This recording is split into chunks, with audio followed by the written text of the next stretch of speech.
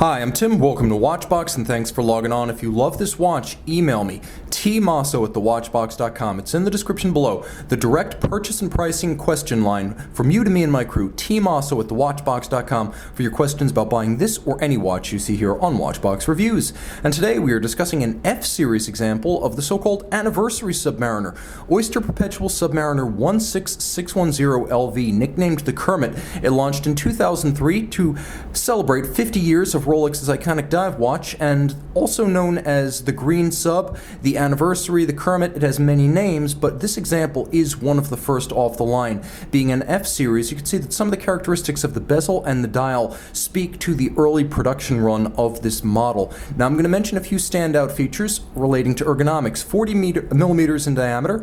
You can see the 40 millimeter diameter case is 12.4 millimeters thick and 47.5 millimeters lug-to-lug. Now if you include the solid end links of this 93250 bracelet, it is 50.2 millimeters across the wrist with a 20 millimeter spacing between the lugs.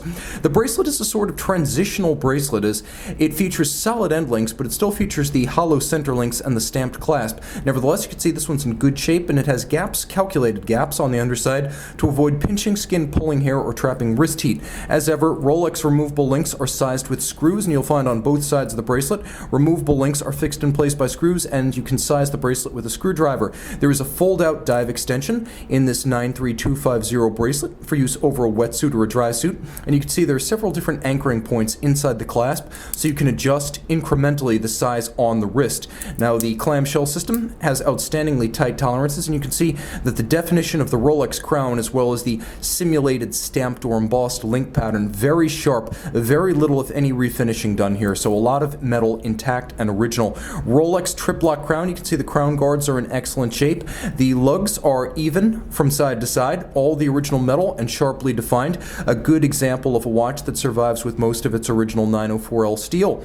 And of course we have the bezel that defines the watch, or I should say the bezel insert. Now you'll note that this example is not a museum piece. It has some evidence of scratching and scuffing. It's been worn. It's in good condition, but it is kept specifically because it represents one of the earliest examples of the bezel insert in this model. So collectors of the type are going to want the original in this condition rather than a factory fresh example that does not represent an F-Series green sub. So this was the first time Rolex used a green bezel insert on a sub.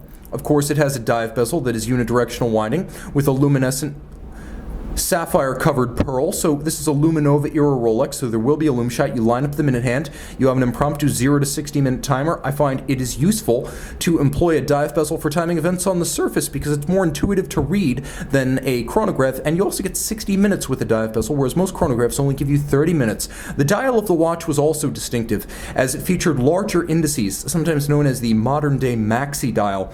These large white gold indices were more substantial and more luminescent than the indices you'd find on a standard sub. They are more like the indices that were featured on a 2000s Yachtmaster than the smaller units fitted to the subs. Cyclops eye, you have a date, and inside the case, we'll screw the crown out. You have caliber 3135. It's still used in the Submariner today. You see stop seconds, as well as a quick set system for rapidly cycling. 300 meters water resistant. The screwed-in Oyster case back protects the bidirectional automatic winding, 48-hour power reserve, 31 jewel, caliber 3135. It has a full balance bridge and a free-sprung index for shock resistance, a handmade Breguet overcoil hairspring to help it keep excellent time in any orientation with respect to gravity. Adjusted in 5 positions with that overcoil, the watch is able to earn a COSC Swiss chronometer certification, and it beats away at 28,800 vibrations per hour. It is a very tough, hard-working, long-legged movement. It's certainly one of the modern classics as one of the great calibers of the post-quartz crisis era. Now, the timepiece is handsome, it's unusual, and being an early example, it's also somewhat scarce, as the earliest examples of these tend to have lived very hard lives. This one's been minimally, if ever, refinished, and it has its original bezel insert, all of which is to say it's not a perfect example, but it is an outstanding example, and a surefire collectible, as this was the first ever green sub, and as I am wont to say, first is a flag that flies forever. There can never be a second or third first example. And when you're talking about a first in Rolex, well, you're talking about a surefire future investment. Buy it to own and enjoy, but also keep one eye pointed toward the future. Email tmosso@thewatchbox.com for pricing and purchase details. The Rolex Green Sub by night. It's, well, green.